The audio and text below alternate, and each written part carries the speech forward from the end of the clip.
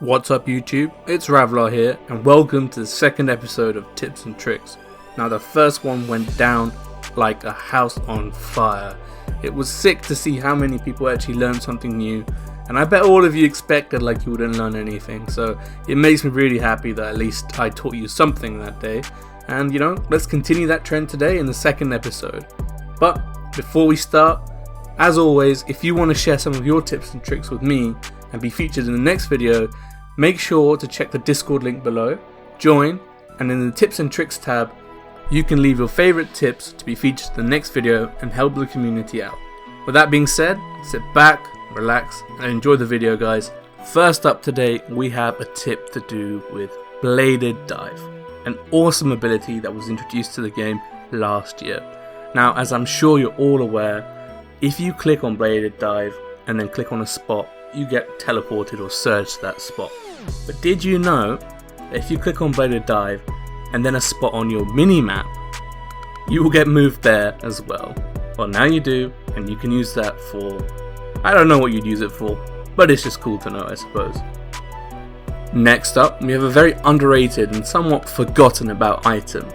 After you complete the quest Bringing Home the Bacon, you can get your hands on an item called the Expensive Spices. Now, the likelihood is you probably destroyed this item thinking it was rubbish, so you can easily reclaim it by teleporting to the Tavali Lodestone and speaking to Niles Newton, who will give you a new one for absolutely free.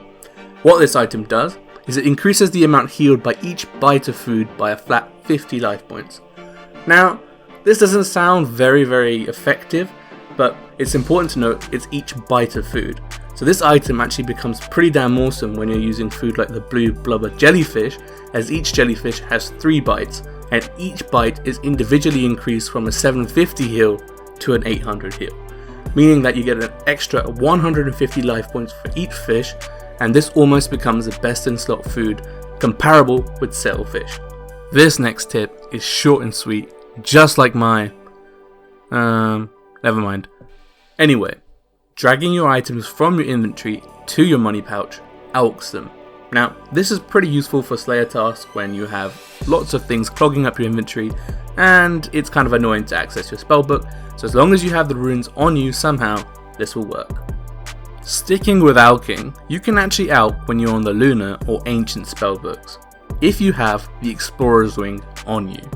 While this isn't very useful overall, it can be very nice in saving some inventory space when slaying Nightmare Muspers, who shit out alkable drops but are extremely weak to ancient magics.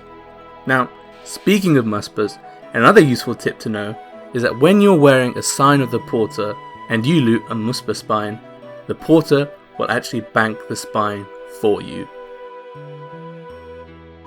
One awesome update which came with Invention Batch 2 was the introduction of craftable combat dummies. This allowed us easily to stall up to 100% adrenaline every time we enter a PvM scenario. Whilst these dummies are awesome and I highly recommend them to anyone, they do cost around 60k to make, which puts a lot of people off. If you feel this way, let me tell you about a super secret alternative which allows you to put a dummy in your player own house. All you need to access this super secret option is an Orb of Oculus and a normal plank.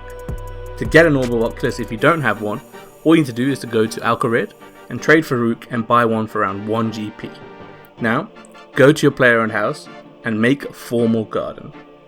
Wield your Orb of Oculus and click on the centerpiece, and now you will see the super secret option to make a combat dummy. Now, if you were to click on the centerpiece without wielding the orb, you won't get that option. Once built, the dummy is permanently in your house, so all you need to do to store adrenaline is just teleport to your house, put it up, and boom, there you go. This is an awesome, cheaper alternative to crafting invention dummies. Now this dummy also has the same features as those in the Combat Academy in Lumbridge, where you can toggle maximum and minimum hit mode, so if you want to try out your DPS, this is a great place to do so. Speaking of stalling adrenaline, you can actually stall adrenaline using your defensive threshold abilities, which makes stalling adrenaline that much easier and more chill because you don't need to worry about the timing of your abilities to stay in combat. To do this, you need to effectively make the game think you have lost your target. This can be done by triggering a defensive ability as soon as you see your character revert from their combat stance to their normal stance. If the timing is done correctly, you will not lose any adrenaline and you will have lost your target, allowing you to use your defensive abilities to store your adrenaline. Don't be a pleb like me and accidentally click on an ultimate ability like Barricade, because this will take you back to 0. In the majority of banks around RuneScape, if you're close to the bankers in a specified area, you regenerate your health rapidly to full, saving you on some food each time. However, if you're in this area and you're still in combat or stalling adrenaline, unfortunately you do not benefit from this health regeneration. A really useful way around this is to simply just turn on your Fortitude Prayer. This allows you to heal at banks without going out of combat, and hence preserving your adrenaline and saving you on some food. It can be really annoying when a bitch ass virgin PKer kills you and you're rune crafting through the abyss. But did you know that if you have your rune pouches on you and you have an abyssal familiar, that you can claim them almost instantly? Well, you can, and all you need to do is summon another abyssal familiar and they will have your pouches stored ready for you to go again. This works even if you're wearing a demonic skull, as I was in this video. Finally, this week's tip of the week is provided by my good friend Melon. Now, on OSRS, you can easily obtain multiple task set and untradeable items. All you need to do is talk to the people who give them out, and you can literally just fill your inventory up with them. Now on RS3, because we don't have placeholder settings on our bank, bank rework when? It would actually be quite nice to have this feature where we can have multiple untradeable items. Unfortunately, despite this being requested several times over the years, our RS3 JMods have other priorities which take precedence. For example, shoving MTX so far down our throat that we literally shit it out every day. But don't worry, my man Melon has got a way out for you guys. Well, kind of. Let me tell you about it. Now, I've tested this method out with a bunch of items and I found 3 that work: the RD Cloak, the Port's Log, and a Falador Shield. Now, I'm sure there are others out there, and hopefully you guys will test it out and let me know in the comments which works and what doesn't. So anyway, back to the method. It's actually pretty simple. All you need is an empty Alk Invention machine.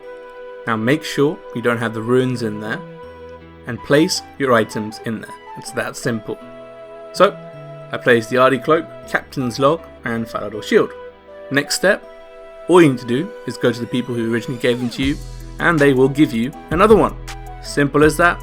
Now go back to your machine, take them out, and now you have that sexy placeholder that you've always wanted.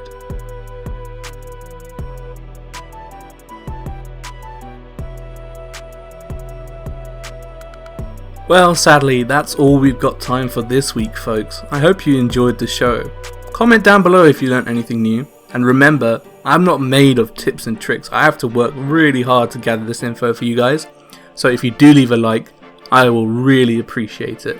Also, if you have anything you want to share, please join the Discord and share it. We have a great community going on there. I'd love to see you a part of it. But for now, guys, thanks so much for watching. Keep an eye out for an Iron Man video tomorrow or day after, and another special video later this week. On that note, take it easy, have a great day, have a great week, and I'll see you next time.